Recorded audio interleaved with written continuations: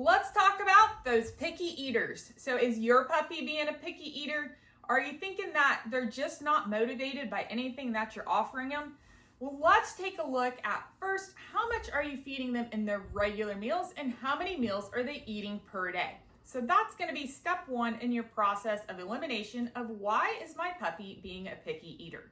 So look at how much you're giving them in the morning, and then when are you doing the training versus when they ate their morning meal. Are you giving them their morning meal and then you're waiting to do training for 3 or 4 hours? Or are they eating their morning meal and then you're wanting to do some training?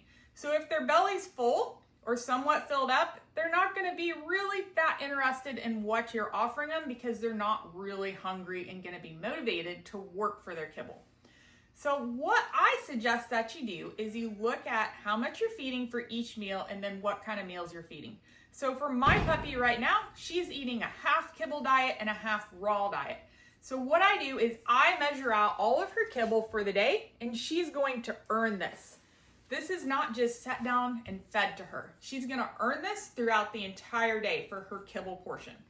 So for her raw portion, I've measured that out, and she's going to get the raw fed in 2 meals per day, and those are going to be given to her after training sessions.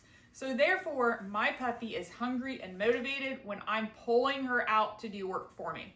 The other thing that I'm doing is this is just not her kibble. There's yummy bits and pieces of motivational food in here. So I have cut up a rotisserie chicken that I made. There's chicken broth in here that's soaked up into the kibble to make it tastier. So you have that chicken broth happening. There's pieces of hot dog in here. There's pieces of Kobe Jack cheese in here. So we have a mixture of different flavors. Now this really motivates Medusa. She's AKA Karma that you guys have seen me working with. This really motivates her. She goes wild for this, works really well for it. So this works for her. Now, if she wasn't crazy about this, I would try some different mixes. Other things that you can use is I love sprinkling on this Pawtree chicken broth. This is super tasty to the dogs. It really increases them wanting to eat whatever you're giving to them. The other thing I like is the paw pairings. So look these up too. Don't get any crazy flavors. Get flavors they're used to eating. So I would start with like a chicken, a beef, a turkey, a lamb type seasoning.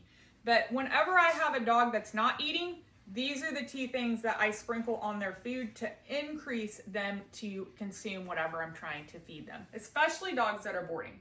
So when we have dogs boarding here sometimes, they go off their food because they're in a strange environment. And these are things that really work. I can sprinkle this on, encourage those dogs to eat. Other things that we like to use is freeze-dried beef livers. So these are great. They're single ingredient foods. All my dogs love these. My dogs really like the Pawtree freeze-dried treats. So these ones are the turkey and sweet potatoes, green beans, cranberries. And Medusa really likes these ones. She also really likes this beef, sweet potato, peas, and carrots. So she works really well for these. The other thing I will mix in to our dry mix kibble too is the freeze-dried food. So this is a tastier freeze-dried raw here. So you could mix some of this in and then mix in some chicken broth. You know, get creative. You're mixing in some real food into this magical bowl that you're gonna feed throughout the day. So again, you know, we're measuring out the kibble portion. I am mixing in extra goodies, and this is gonna be fed throughout the day while I'm doing training. This also helps keep her hungry. So she's not sitting down and eating full meals, you know, 3 full meals through the day. I'm spreading this out. So I'm gonna take this and I'm gonna do 15 minutes of training here. Now she's gonna go down for an hour, take a nap. Now I'm gonna pull her back out. We're gonna do 15, 20 minutes of training again. Then she's gonna be put back down. Maybe sooner. That's the other thing, is that I watch the puppy for how long she can do the training. So if she's telling me 15 minutes and I'm done, then we're done.